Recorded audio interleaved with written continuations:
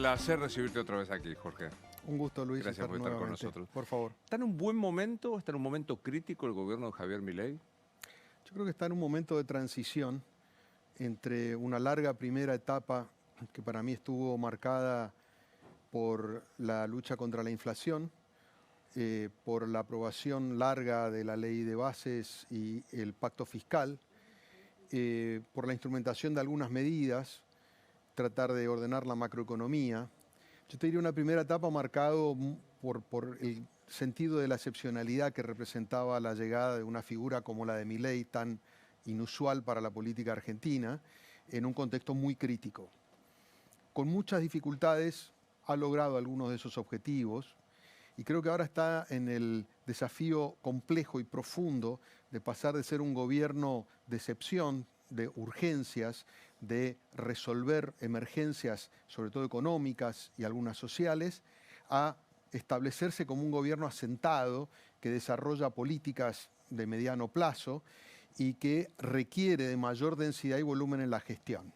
Y esto yo creo que va a estar marcado por si la baja de la inflación puede continuar y en todo caso generar reactivación, si lo que hasta ahora han sido medidas parciales en la cuestión cambiaria pueden derivar en una salida del cepo y un acuerdo con el Fondo Monetario, si el desorden político puede llegar a coaligarse de alguna manera el Congreso y darle cierta sustentabilidad a las medidas que impulsa el gobierno.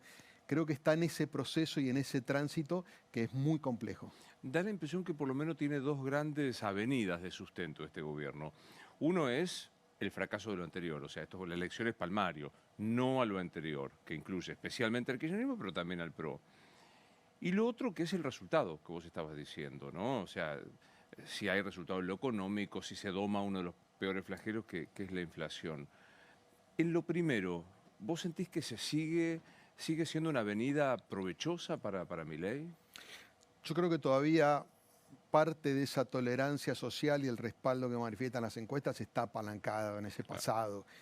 Cuando uno conversa con colegas o especialistas y analistas respecto de por qué hay tanta tolerancia a pesar de la profundidad del ajuste, tiene mucho que ver el sentido de que el voto del año pasado fue un voto, te diría, con bronca acumulada y que tuvo, digamos, que fue sedimentando a lo largo del tiempo y que tuvo un sentido muy estructural, que no solamente fue una respuesta al gobierno que estaba en ese momento, sino la sociedad buscó dar una vuelta de página y por eso se sumergió en lo incierto que representaba Milei para la mayoría. En consecuencia, eso te da un margen mayor. Obviamente que con el paso del tiempo eso se desgasta, es un bien que hay que proteger, pero no te va a alcanzar eternamente. Le sirve al gobierno para hacer un puente en toda esta transición, para empezar a mostrar evidencias concretas de que su plan económico funciona, de que puede ser un gobierno relativamente razonable más allá de las excentricidades del presidente,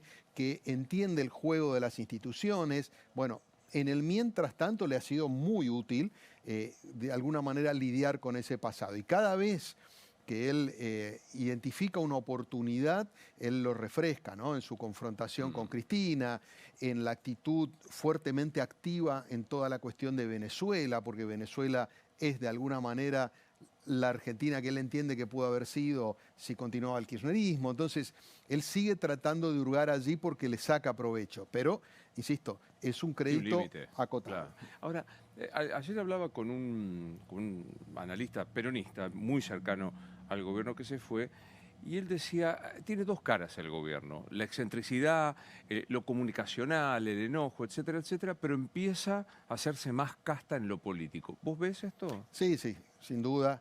Creo que el inicio del viraje se inició con el fracaso de la ley Ómnibus, la primera, claro. que después se rebautizó en la ley Bases, y creo que a partir de ahí apareció lentamente y ahora ya mucho más visiblemente ese doble nivel de acción. Milei naturalmente necesita por el lugar del que vino y cómo logró legitimidad social, mantener una identidad de outsider, de ser siempre ajeno a la dirigencia clásica y tradicional, mantener esa mística de que él es distinto y que está dispuesto a hacer todo distinto respecto de lo que haría la política tradicional. pero al mismo tiempo habilitó una dosis muy alta de pragmatismo a sus operadores, a los que articulan con el Congreso, a los que tienen que hablar con los gobernadores, y él mismo. Los últimos días Claro. lo hemos visto en una secuencia de reuniones con legisladores que nos hubiese sorprendido en otro momento. Entiende que tiene que gobernar. Después puede ir al Congreso y hablar de las ratas y demás, pero porque necesita mantener su identidad. Ese es el corazón de, yo te diría, de la naturaleza política de lo que Milei representa, y él quiere mantener eso. Pero también tiene que gobernar. No sabe que no puede ser solo eso. Claro, pero digo, si uno compara el hablar de espaldas, ratas del Congreso, de su asunción, hasta ahora, cuando fue a presentar el presupuesto, que sí hubo algún enojo, pero fue un enojo funcional, no sé cómo Sí, llamarlo, ¿no? no, sin duda, hay un cambio muy nítido, que insisto, no quiere decir que en algún momento no lo vuelva a hacer, Claro. porque él necesita mantener también activa su base, ¿no? Y que no quiere ver que él termina siendo uno más de la política clásica. Claro. Entonces, él también debe hablarle a ese público, a esa audiencia, pero no me cabe dudas de que ha ido haciendo una curva de aprendizaje importante, que esas voces que al principio de la gestión le decían hay que hacer política, juntarse, reunirse, y eran totalmente desoídas, hoy tienen un nivel de, yo te diría, de audición mucho mayor. Incluso han sido ellos, estoy hablando, vamos a representarlo en Guillermo Francos, pero también Santiago Caputo y otros actores que le dijeron al presidente hay que sentarse con estos, Patricia Bullrich llevándole a los radicales hay que sentarse con estos.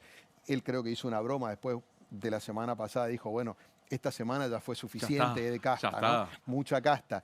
Pero en el fondo empieza a atender. Antes no escuchaba eso. La mesa política de los martes, esta mesa chica, no es gestión, es política. Contá un poco de qué es esa mesa de los martes. Esa mesa de los martes es una consecuencia directa de la semana trágica, llamémosla, en el Congreso, que tuvo 3 derrotas en 2 días en materia legislativa, cuando le sacan la presidencia de la Comisión Bicameral de Inteligencia, cuando le aprueban, digamos, el proyecto de la CIDE. Bueno, una semana de 3 derrotas. Milei habilita finalmente algo que le venían reclamando sobre todo Francos y Patricia Bullrich, que era armar una reunión bien operativa, bien política, no de gestión, que no sea la de gabinete. Y ellos se vienen reuniendo desde entonces todos los martes, la integran el triángulo de hierro, como le llaman, Milei, Karina, Santiago Caputo, está Francos, está Patricia Bullrich, está Manuel Adorni, está Martín Menem. Y ahí se habla de poder. Ahí se habló con bastante franqueza de los roces internos que generaban algunas acciones laterales paralelas que hacía Santiago Caputo. Ahí se habló de la frustración de Patricia porque no tenía una voz más allá de lo que es seguridad, y la empezó a tener. Franco, que decía, bueno, este desorden yo lo estoy queriendo ordenar y no me escucha. Entonces, todo eso se empezó a conversar ahí, y yo creo que es muy positivo porque incluso se involucró el presidente. Acá me parece que la clave es que aparece el propio Milei abandonando un poco esa idea más lejana de la Quinta de Olivos, y va 2 o 3 veces por semana a la Casa Rosada y se reúne, mesa chica, gabinete, legisladores. Bueno, todos los países es lo mismo, y la Argentina, que es un país complejo, te lo demanda mucho más. Ahí fíjate que en esa reunión de los martes dijiste triángulo de hierro, Francos, Patricia, Martín Menem y demás, Adorni, no Villarruel. ¿Cómo es el vínculo ahí del presidente con Villarruel? No, es muy malo, es efectivamente malo. Al principio se hablaba que era el problema era Karina, que también no existe ese problema, fue el origen. Hoy es malo con Milei también. En una de estas reuniones de la semana pasada con los senadores, previo a la sesión, fue el miércoles pasado, previo a la sesión tan convulsionada en el Senado, la invitaron a Villarroel, la invitó Francos, dice Villarroel tiene que estar porque estamos hablando del Senado. Ella estaba corrida de toda la gestión e interacción entre el gobierno y el Senado, por todos los temas no estaba. Le avisaron a Karina, vamos a invitar a Villarroel para evitar susceptibilidades. Y se sentó y fue mala la experiencia, ella estaba enojada, casi no habló, y sigue todo muy tenso. Yo creo que ahí, te diría que hay 2 planos que tienen que ver, uno con la relación personal, que está rota, con Milei, con su hermana. Esto tiene una implicancia institucional, y después tiene una implicancia política operativa. En el Senado no le sobran jugadores Claro. al oficialismo. Villarroel venía actuando de alguna manera, acompañando. El bloque de senadores es muy errático, disperso. El de los libertarios eran 7, ahora quedaron 6. Entonces Villarroel también era importante en ese sentido. Pero ahora hay muchas desconfianzas. Cada cosa que hace Villarroel es vista como en contra del gobierno, como una operación. Villarroel cree que le están tirando por la retaguardia todo el tiempo. Me da la impresión que es muy difícil de recuperar. Después, cuando fue Milei el domingo, hicieron un poco una mímica Sí. afectuosa. Esta frente contra frente, pero Sí, sonaba hasta forzado, ¿no? O sea, conociendo cómo funciona, era como forzado todo sí, esto, ¿eh? sí. Yo creo que ahí no hay posibilidades y que Villarroel entiende que no tiene cabida en el gobierno entiende que Villarroel tiene un camino propio que ella se imaginó desde el principio y entonces muy difícil que vuelva a entrar en el círculo de decisiones. Siempre digo que es un privilegio leerte porque tenés información estupenda que buscar, pero aparte tenés una mirada muy lateral, muy distinta, por lo cual voy a aprovechar de ese privilegio de charlar con vos para que nos cuentes a los que no estamos en ese corazón de la cosa, quiénes son. Viene un noruego y te dice, Jorge, ¿qué es Javier Milei? Yo creo que es el emergente de un estado absolutamente histórico, el que llegó la sociedad argentina a las elecciones del año pasado.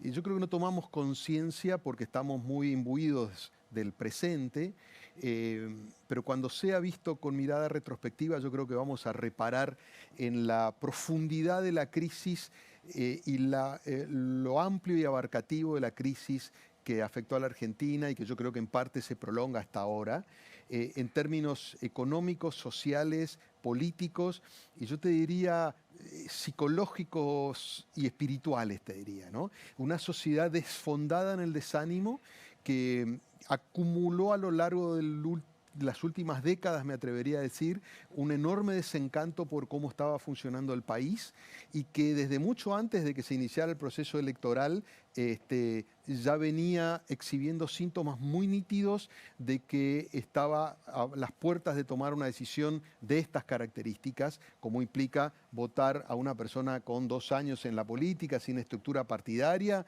con el mensaje y la estética que tiene Milei.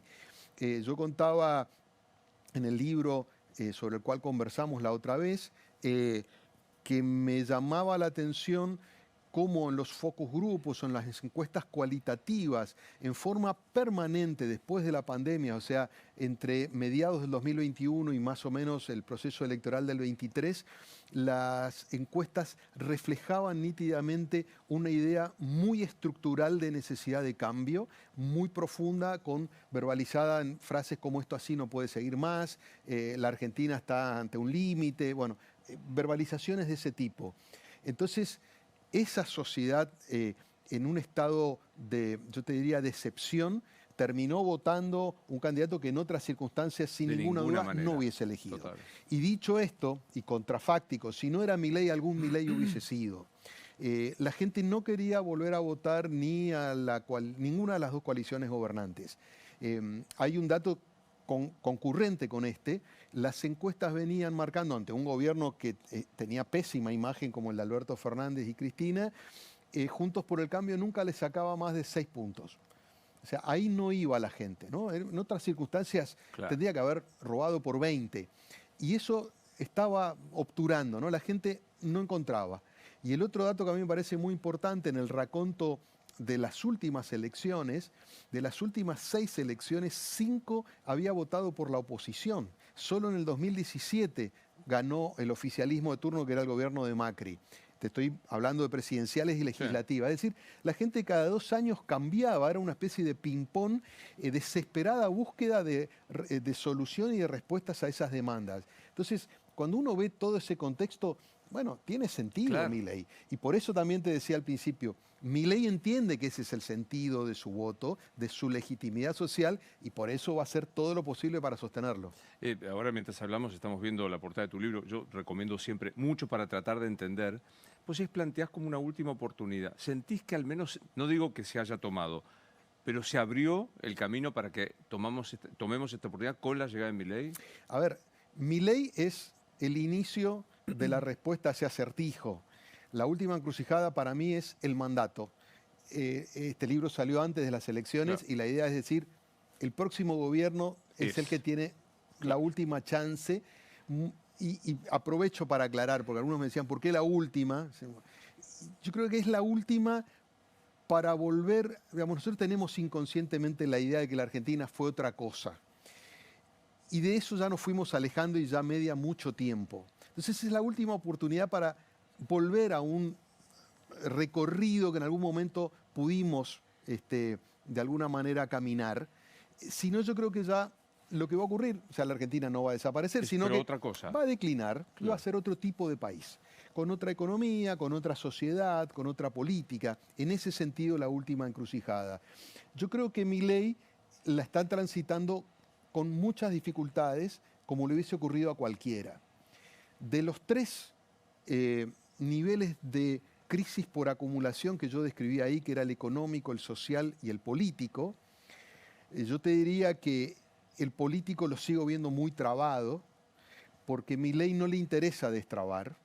Él llegó y rompió el tablero, porque obviamente las dos coaliciones se partieron o formalmente o espiritualmente, y él, frente al tablero desmembrado de piezas, no se interesó en reconstruirlas en favor propio, porque él entiende que eso sería transformarse en un gobierno clásico que rearma mayorías. Con lo cual, en materia política, yo hablaba allí de la política bloqueada, porque las dos coaliciones se bloqueaban. Yo creo que pasamos a una política cantonizada, hiperfragmentada, que hace difícil gobernar.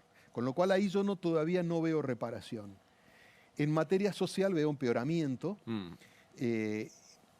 Milei lo anticipó, pero la realidad es esa. Hay mayores niveles de pobreza y hay mayores dificultades con consecuencias que si querés podemos profundizar después. Y yo te diría que el gran acertijo es el económico, porque también en el libro yo decía, el que encuentre la llave de lo económico va a lograr ordenar el resto. Lo social ya no es materia de asistencia social, porque la Argentina es en la región el país que proporcionalmente más fondos destina a asistencia social. La asistencia social tiene un límite. El resto es recuperación económica, o sea, la política social tiene que ser reincorporación al sistema económico. Y allí yo te digo que está abierta la avenida y yo te digo que te voy a dar una respuesta que escuché hace poquito, un mes, en un focus group de votantes de Milei, que me pareció muy interesante, porque vos podés un poco adentrarte en el pensamiento de esos votantes, y ellos decían, cuando le preguntaban, ¿crees que esto va a salir bien? ¿Crees que va a tener resultado la política de Milei? Y ellos decían, algunos días sí y algunos días no. Creo que todos tenemos esa sensación. Vos agarrás un sitio web, un diario, y vas a encontrar, fíjate, hacé el ejercicio de, por ejemplo, mirar el sector económico, las noticias económicas, y vas a encontrar 2 o 3 positivas, 2 o 3 negativas. Creo que estamos ahí, ¿no? Todavía no termina de fraguar, el plan económico no está claro, sí está clara la cuestión fiscal, que creo que ese es el corazón, y el domingo el presidente ratificó que ese es el corazón de su plan económico, pero no alcanza, ¿no? Faltan muchos tramos, falta lo cambiario y monetario, falta lo productivo, falta el acuerdo con el fondo. Bueno, me parece que la encrucijada se está jugando ahí.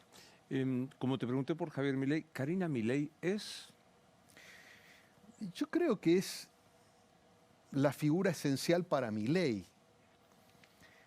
No me consta que sea absolutamente relevante en otras cuestiones. Ella se está dedicando a lo partidario, menos en la gestión, pero yo te diría que su función esencial es en la relación con Milei. En la relación con Milei, ella ejerce hace mucho tiempo un rol de protección que viene del pasado difícil de ambos a nivel familiar, de contención, de aterrizaje a las cuestiones más terrenales, y después ejerce un poder importante en la relación de Milei con el entorno, o los entornos, ¿no? Es la guardiana del entorno, es de alguna manera la ama de llaves para poder infiltrarte en la intimidad o en el acercamiento al propio Milei. Entonces yo creo que es difícil de pensar a Milei sin la hermana, porque tiene un rol muy esencial desde lo que es Milei como persona, con sus características y su pasado. En ese sentido es una figura troncal y hoy tiene un papel muy importante en el armado, que es algo que el presidente no le interesa en absoluto, no le interesa, y que Karina está de alguna manera manifestando algún atractivo, o por lo menos se ve forzada a hacerlo, ¿no? Queda el tercer vértice, que es Santiago Caputo. Y Santiago Caputo es, yo te diría, el que le permite a Milei conceptualizar y organizar ideas y transformarla en un relato y en acción política. Es un tipo que me parece muy lúcido, que influye mucho en Milei, porque lo interpreta, logra una conexión que hace que Milei no sienta que es un otro, sino que él, de alguna manera, puede conceptualizar lo que Milei piensa y decirlo mejor, o expresarlo u organizarlo en una narrativa. Sin embargo, advierto que, especialmente después de la salida de Pose, adquirió un rol excesivo y con una ramificación desmesurada dentro del gobierno que lo expone a una gran cantidad de riesgos. Que él dice entender y asumir, pero no sé si lo está logrando calcular debidamente. ¿Te hace ruido el hecho que sea este personaje tan potente dentro del gobierno un locador de servicios, un no funcionario? Y es un mensaje contradictorio. No está descolgado de otras lógicas de la libertad avanza, ¿no? Sí, claro. Solo para asimilarlo, ¿cuántos funcionarios que todavía están, o muchos de los que se fueron, nunca habían logrado ser nombrados, ¿no? Fíjate la situación con Sturzenegger hasta que se oficializó que era ministro. Hay allí una cuestión de, bueno, la formalización es una manera de pasar a ser parte de la burocracia, ¿no? Creo que eso no va con la personalidad y las ideas de Santiago Caputo, pero yo creo que en algún punto hace ruido, porque Total. todo el tiempo aparece y entonces termina desvalorizando un trabajo que Milei lo necesita, porque Santiago Caputo hace un trabajo que Milei no quiere hacer o no le interesa, y termina muchas veces desgastados por esta cuestión, ¿no? ¿Hay riesgo autoritario en el ejercicio del poder en manos de Milei? Rigor. Riesgo. Ah, riesgo. Bueno, hay, yo te diría, expresiones, momentos y gestualidades que denotan una personalidad con una tentación autoritaria, que hoy la mantiene bajo control, pero que cada vez que emerge es muy peligroso. Y me refiero no solamente al nivel de agresividad con la casta, sino especialmente con el periodismo, con ciertos sectores empresarios. Yo entiendo que eso galvaniza su personaje y su identidad, y volvemos al punto original, que es, de alguna manera, la matriz a conservar, pero institucionalmente hace un daño muy profundo, y te diría que lo que más me preocupa es la señal a futuro, porque hoy Milei, aún con toda la centralidad que él ocupa en la escena política, tiene pies de barro, ¿no? Es un gigante que ocupó toda la escena, pero por momentos abajo se le nota que no está firme. Por ejemplo, cuando el Congreso le vota proyectos en contra, ahí otra vez somos una fuerza de 37, 38 diputados, ¿no? O sea, emerge eso. Entonces, naturalmente Milei va a tratar de ganar poder y consolidarse, y entonces me pregunto si eso que hoy vemos con destellos por momentos no se puede terminar transformando en un problema grave a futuro. ¿Sabes qué? Ahí sentado le pregunté lo mismo a Andrés Malamud, y él me dijo algo que me sorprendió. Me dijo, no veo el riesgo autoritario, mejor dicho, no veo el riesgo totalitario, porque Milei, perdón, no está enamorado del sistema, como Putin, como Orbán. Él está enamorado del individuo, y esto te garantiza que no sea totalitario. Ahora sí, dijo Malamud, veo una concentración autoritaria en el ejercicio del poder. Bueno, yo adhiero a lo que él dice, y creo que en un país con instituciones frágiles, Claro. los gobiernos que sienten debilidad terminan autolimitándose y no les hace tan mal. Cuando entienden que tienen todo el poder en un país con instituciones frágiles, sienten que puedan atravesarlas y domesticarlas. Y ese es un riesgo que la Argentina no debería correr, ¿no? Claro. Digamos, mirándolo a Milei cuando él dice, y esto ha aprendido en un sector de la población, ¿qué ves cuando le contesta al periodista? Viste que le dice a los suyos, yo cuando contesto a un periodista o cuando le digo lo que le digo, escribo desde mi cuenta que ni siquiera dice presidente de la Nación. Dice Javier Milei. Después está la cuenta de la oficina del presidente. ¿Cómo vivís esto en el ejercicio profesional y en general de los ataques a la prensa?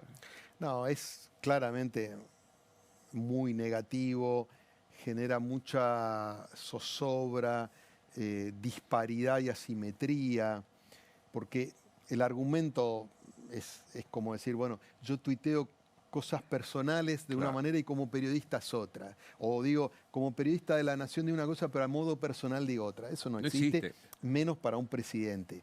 Entonces, él al principio él argumentaba la idea de que él tenía el derecho a la réplica o a la defensa frente a las mentiras o ante, digamos, las agresiones, eh, que ciertamente también lo podemos discutir porque ahí también prima la simetría. Pero después empezó de alguna manera a esparcir críticas y verbalizaciones muy agresivas y hostiles en forma amplificada, cada vez a más periodistas, a más medios, y no hay manera de ver eso positivamente.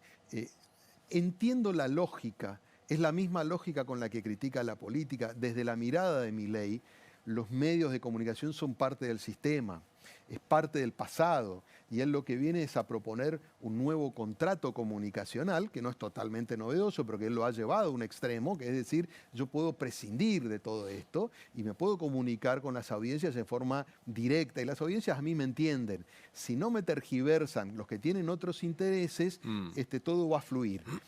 Es el sueño de muchos mandatarios de muchos países. Ya se intentó, claro. Por eso digo. Y es esta idea de, bueno, la intermediación es mala. Bueno, todos los populismos soñaron con eso de alguna manera. Y está claro que no digo, el periodismo tiene que hacer revisiones, tiene que hacer autocrítica. Y en eso, digamos, me parece importante remarcarlo también.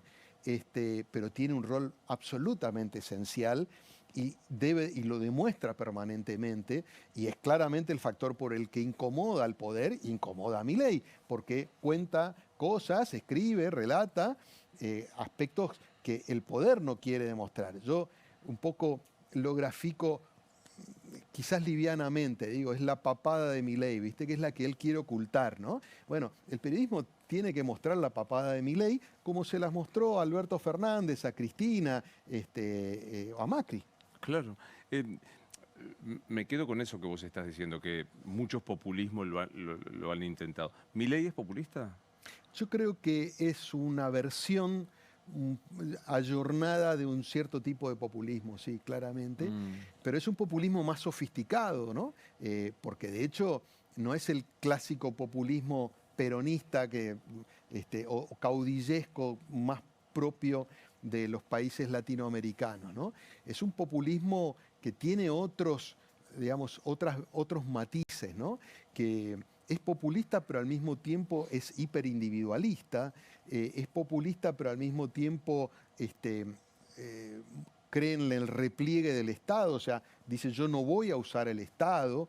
Entonces, me da la impresión de que el término puede encorsetarlo y establecer una analogía que no es la correcta, es otra versión, es algo distinto, es un fenómeno que representa a esa sociedad que hablábamos y que representa una época, representa un cambio de época. Entonces, es un populismo mucho más, te diría, consistente, sofisticado, moderno, y por eso a la política le cuesta tanto desentrañar. No lo entienden, no le pueden entrar. El que se paró enfrente, en general los que confrontaron con él le fue mal, los que se ponen al costado se pierden, los aliados no saben si seguir siendo aliados o no.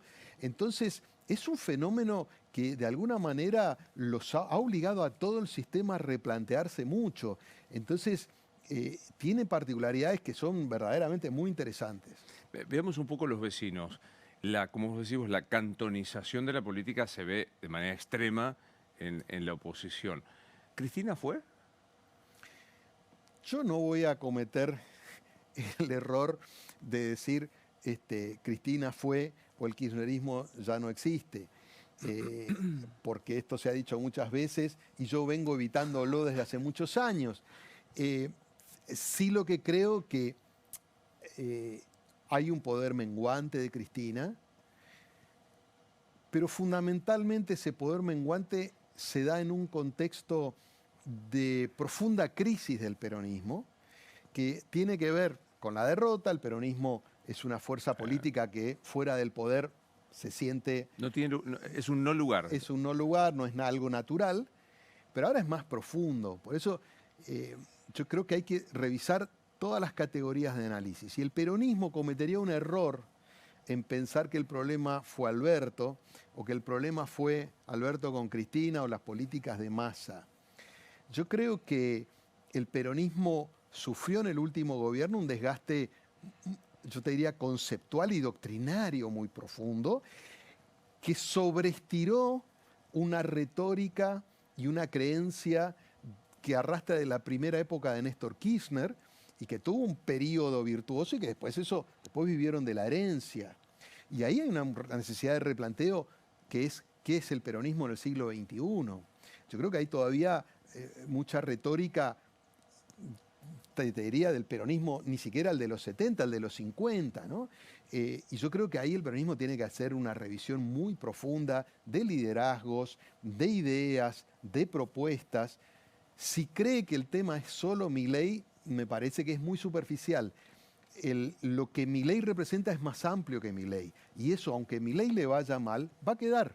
Por eso a mí me cuesta mucho pensar que la sociedad que hizo tanto esfuerzo el año pasado en un voto tan complicado para ir a votar al extremo de la oferta electoral que era Milei, un año después o 2 años después vaya otra vez para atrás. Parece que la sociedad quiere dar esa vuelta de página, el peronismo debe interpretarlo, si no a mí me parece que le va a costar mucho la reconstrucción. En ese proceso no la veo a Cristina poniéndose al frente más allá de sus cartas, ¿no? Parece que ella tiene otra vez la tentación de ordenar el núcleo duro kirchnerista, en particular en la provincia de Buenos Aires, la Cámpora. Hoy hay mucho peronismo disperso y desconcertado, claro, que no encuentra ni siquiera dónde debatir estas cuestiones. Yo creo que eso fue un poco lo del viernes, ¿no? Cuando ella tuitea, ese cruce con Milei, me parece que fue una reaparición para dentro de su movimiento, más que hacia afuera, ¿no? Sin duda. A mí me da la impresión de que ella está librando esa disputa, de decir, sigo activa, sigo moviéndome. Creo que hay mucha expectativa respecto de lo que va a pasar el año próximo en términos de definición de listas, porque la provincia de Buenos Aires tiene una definición preelectoral, que de alguna manera si Kicillof puede ser la sucesión o no, ¿no? Eso lo vamos a ver con el cierre de listas. Hoy hay una tensión muy fuerte donde Cristina no se termina de definir, pero eso para mí es de alguna manera una pelea que después puede derivar en otras cosas, pero que no abarca al universo del peronismo. O sea, el peronismo, si piensa que se va a reconstruir con Quintela al frente del PJ bonaerense, con Máximo, digamos, liderando el PJ Nacional y Máximo en el PJ bonaerense, bueno, me parece que no está identificando el desafío del momento y lo que Milei implica para ellos. Ellos necesitan de alguna manera no solo confrontar con Milei, sino de alguna manera revalidar lo que eran las doctrinas básicas del peronismo, que eran la reivindicación del trabajo, el salario digno, el ascenso social. Todo eso quedó destruido durante el último gobierno y necesitan revalidarlo desde otro lugar. El noruego que te preguntó por Milei te pregunta, ¿qué es Cristina Kirchner? No, Cristina Kirchner es la figura más importante del peronismo del siglo XX, XXI, perdón, y con una enorme capacidad política, una gran sagacidad, pero también una escasa vocación de permitirle al peronismo un crecimiento. Ha sido al mismo tiempo la conductora y la que obturó cada intento de un proceso de renovación o de reactivación del peronismo, y por eso se fue disecando, ¿no? La última pirueta fue la de el Frente de Todos, con Alberto, con Massa, que fue un arreglo electoral que terminó siendo tremendamente negativo en la gestión. Ya no hay más piruetas. Me parece que hoy Cristina, si quisiera hacerle un bien al peronismo, debería guiar la sucesión, guiar la renovación, propiciarla, pero no sé si está en su naturaleza. ¿El radicalismo se rompe o se dobla? El radicalismo yo creo que viene con una crisis de identidad muy profunda que nunca ha logrado reparar. Después, te diría, del gobierno de la Rúa, ¿no? Si uno mira toda la secuencia, desde hace bastante tiempo tiene una tensión interna entre ser más centro-derecha, ser más centro-izquierda, ser más opositor o más oficialista. Fíjate la secuencia, digamos, desde los radicales K y Cobos, desde el enorme debate que representó la famosa reunión de Gualeguaychú, donde definen ser parte de Cambiemos, y había un sector que decía vayamos Peronismo con Massa. Claro. O sea, vos ves toda la secuencia y el radicalismo me parece que se ha transformado en un híbrido ideológico que no le permite consensuar. Con lo cual te diría que es hasta ciertamente irrelevante si se rompe o no, porque no funciona operativamente como un partido político. Tenés los gobernadores por un lado, los bloques por otro, dentro de los bloques cada uno hace lo que quiere. Un presidente que dice blanco y sus senadores de al lado de la banca que votan distinto. Absolutamente. Yo no veo posibilidades razonables, ni siquiera de una ruptura, porque una ruptura en el fondo te obliga a identificar dos bandos. Claro. Y acá, bueno, se podrán escindir, ¿no? Algunos diputados que se vayan, otros que se abran, pero ni siquiera le da para romperse. Y me parece que ahí también, pero todas las fuerzas políticas, pues si querés hablamos del PRO, ¿no? Vamos ahí, claro. Digo, todas las fuerzas políticas han quedado sacudidas. El radicalismo lo arrastra de antes, porque no ha podido saldar la cuenta posterior a de la Rúa y ver si puede ser una opción de poder real o no. Fíjate, en la última elección no pudo tener candidatos, no, digamos, terminó o poniendo vices o acompañando de alguna otra manera, ¿no? Pero veamos el sacudón del PRO, que es todavía con nombre y apellido muy potente, digo, porque hay un Macri, que me dirás a dónde está, yo digo Patricia Karina Bullrich, porque está más mileísta que Karina, y un Rodríguez Larreta por ahora silente o de perfil. ¿Ahí qué hay? Bueno, otra crisis de identidad. Me parece que el PRO yo te diría que en la secuencia es el más reciente porque es el que no terminó de ver venir lo que implicaba Milei y termina siendo, en términos electorales, el más perjudicado. Porque hoy lo que estamos viendo es un altísimo nivel de solapamiento entre el votante que era de Juntos por el Cambio y el de Milei. Hay un sector minoritario que todavía dice, a mí las ideas más o menos me interesan, pero no las formas, la falta de respeto institucional, no me gusta el hijo, no me gusta que proteste contra el Congreso. Entonces, eso el PRO todavía lo tiene, pero es minoritario. Entonces, el gran debate allí es qué hace el PRO, hace el camino de Bullrich, Macri optó por otro, y en el medio hay varios que están ojeando a dos puntas permanentemente. Pero en el fondo lo que terminó pasando es que el PRO terminó pagando muy cara su indefinición en términos de cuál era su propósito. En el 2015 el propósito de Cambiemos y del PRO en particular era absolutamente nítido. Terminemos con el kirchnerismo. Eran el cambio, eran la expectativa de hacer algo diferente al kirchnerismo. Si revisás la campaña particular de Patricia Bullrich, ella siguió haciendo antikirchnerismo en el 2023. Y ya la gente estaba demandando otra cosa. El cambio era Milei, era algo mucho más radicalizado. Entonces eso desconcertó mucho al PRO y lo deja en una situación bien incómoda, expuesta a estas diferencias y divisiones. Por eso digo, el tablero quedó fragmentado, quedó roto, no está rearmado, no creo que se rearme para el 2025. Yo creo que vamos a una elección que va a reflejar ese nivel de dispersión, donde cada provincia y cada liderazgo va a resolver en su territorio sin ninguna referencia nacional. No me imagino ni a Macri, ni a Lustó, ni a Cristina, por darte referencias fuertes partidarias, ordenando las listas más allá de probablemente Macri en la ciudad, probablemente Cristina en la provincia de Buenos Aires. O sea, no veo mucho más que eso. No hay estructuras partidarias nacionales que tengan una lógica y un ordenamiento como acostumbramos a conocer. Y en ese sentido, la lógica aluvional de La Libertad Avanza se ha mimetizado, ¿no? Claro, vos que los tratás, ¿cuánto influye la personalidad? Ahí también sentado Emilio Monzó dijo, yo veo inevitablemente un choque entre Mauricio Macri y Javier Milei, por una cuestión de personalidad. Son dos jefes y no hay chance de esta coexistencia o de esta colaboración.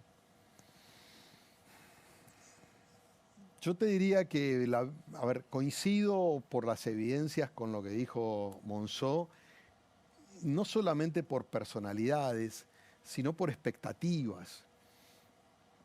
Macri entiende que él es una suerte de padrino político de Milei, a quien le debe, en parte, su presidencia por haberlo respaldado después de la primera vuelta.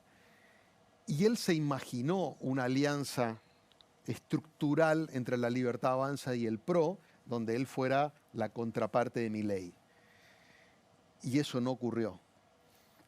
Y Milei tiene otra cosa en la cabeza. Milei entiende que Macri es un asesor de lujo que le puede dar algunos consejos, pero vislumbra que implícitamente lo que quiere es disputarle el liderazgo. Entonces no está dispuesto a ceder cuotas de poder cuando él entiende que parte del electorado ya lo tiene. Entonces, ¿qué le aporta? Digamos, es muy pragmático. ¿Qué me aporta Macri a mí, no? Ese es un poco el pensamiento. Con lo cual yo te diría que veo muy difícil la cohesión a nivel, aunque hablaron mucho de los interbloques, lo veo cada vez más difícil. Probablemente puedan seguir tomando café y puedan coordinar acciones, pero nada orgánico. Y que en materia electoral descarto una alianza de cogobierno, excepto que Milei entre en una crisis y lo necesite a Macri, que es algo que Macri no desea, pero de alguna manera le gustaría que lo vengan a buscar como el que lo salva al gobierno. Lo que sí puede haber es tacticismo electoral el año próximo en este escenario donde en algunas provincias coincidan y en otras no, donde les convenga disputar, donde La Libertad Avanza, Karina va a mirar quién tiene, cómo mide, si tiene, peleará, si no tiene, acordará, y van hacia eso, ¿no? Yo creo que va a haber un desgaste. Me parece difícil que se logre ensamblar. Hablan idiomas distintos. Milei cree que Macri es el pasado. Lo veo complejo. Difícil. Te pregunté que me definieras quiénes eran distintos personajes. ¿Quién sos vos? Eso es mucho más difícil que todo lo anterior. Mirá, hoy soy un periodista full time. Me dedico muchas horas a esto y mi familia, y no mucho más. Muy apasionado con lo que hago, que lo sufro porque me desgasta, pero todavía admito que me entusiasma, que me interesa, que siento una vibración permanente cuando hay noticias, cuando creo estar entendiendo lo que está pasando. Y en ese sentido, frente al desafío que implicó Milei, muy importante, así como para el sistema político, también para el periodismo, yo opté por el camino de tratar de interpretar e entender, criticar, pero tratar de evitar la postura clásica de decir esto no va a funcionar simplemente porque es diferente, ¿no? Es muy desgastante, es muy complejo, pero al mismo tiempo yo creo que me permitió reactivar ese entusiasmo por eso.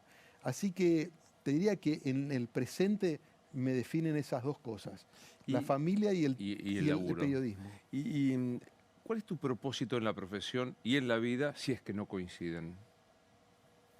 No, a ver, yo estoy muy feliz con lo que hago.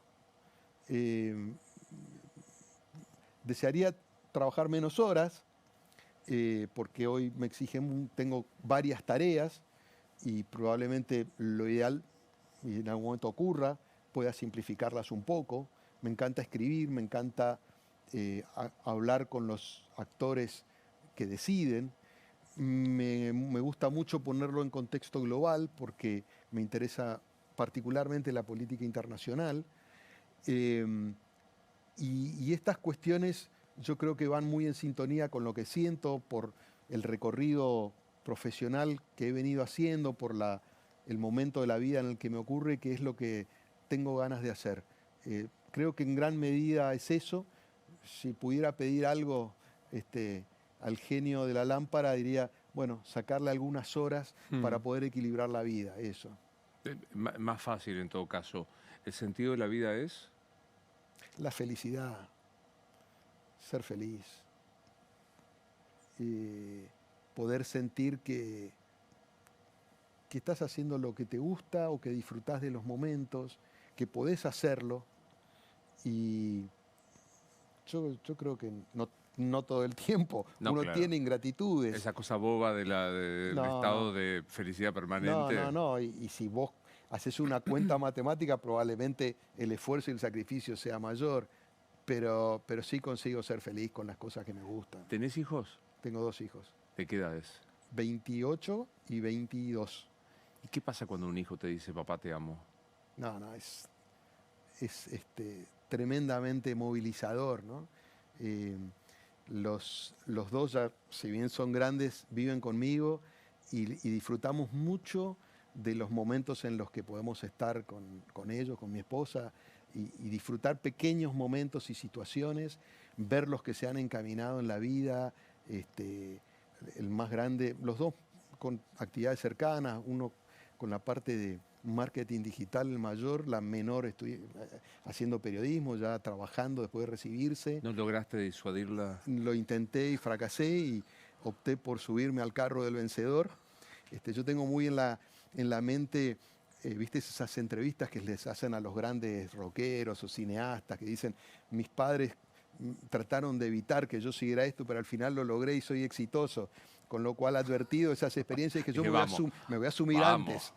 Me subí antes, así que una vez que ella decidió, naturalmente la apoyé con total intensidad y está haciendo su camino, así que mis reparos me los guardo porque ella va a hacer un camino y yo aparte porque yo creo que el periodismo que ella va a terminar, ya lo está haciendo ahora, pero el que le va a tocar en su carrera profesional va a ser muy diferente al que me tocó operar a mí, con lo cual lo mismo, y el mayor también, o sea, en un contexto digital muy transformador, me parece que tienen un futuro enorme. Me imagino. Sabes que cuando yo hace poco estoy trabajando acá, yo te leía y, digamos, no te conocía físicamente y cuando te conocí cumpliste el requisito de la persona educada, de una fineza para escribir como poca gente. Yo admiro profundamente, pero envidia, no es admiración, es envidia, esa fineza con la que puedes escribir. Sos un tipo educadísimo, correcto, la gente que labura con vos habla muy bien de vos. ¿Cuál es tu zarpe, el lado B de Jorge Liotti? Mira, no quiero... soy muy pragmático y muy terrenal. Me cuesta salirme de cauce. Mi hijo mayor me dice que siempre dice, vos naciste grande. Porque yo a veces le digo, a tal edad yo hacía tal cosa y me dice, no, vos no sos el caso porque vos naciste grande. ¿Ese es tu hijo? Es mi hijo más grande, ¿no? Que permanentemente me repite esa frase. Y me cuesta salirme de acá. Incluso en las épocas locas de la secundaria, digamos, disfrutaba, compartía con el grupo, que sigo en contacto, pero me costaba salirme de mí para transformarme en algo distinto que no controlo. Necesito saber que tengo los pies sobre la tierra. Está bajo control todo. Sí. Pocas veces logro estar exultante o expresarme de una manera totalmente abierta. Tampoco lo necesito, ¿eh? No siento que voy a estallar en algún momento. Tengo una personalidad moderada y tranquila. Entra por ahí Jorge Liotti a los 16, con un poco más de 30 años de experiencia. ¿Qué le decís a ese pibe? No, que va bien. Ese de 16 todavía tenía la cabeza en otra cosa. Yo vivía en Corrientes, yo vivía hasta casi los 18 en Corrientes y vivía, vos no vas a creer, pero vivía para el deporte. Jugaba al básquet y al fútbol, pero al básquet jugué en serio.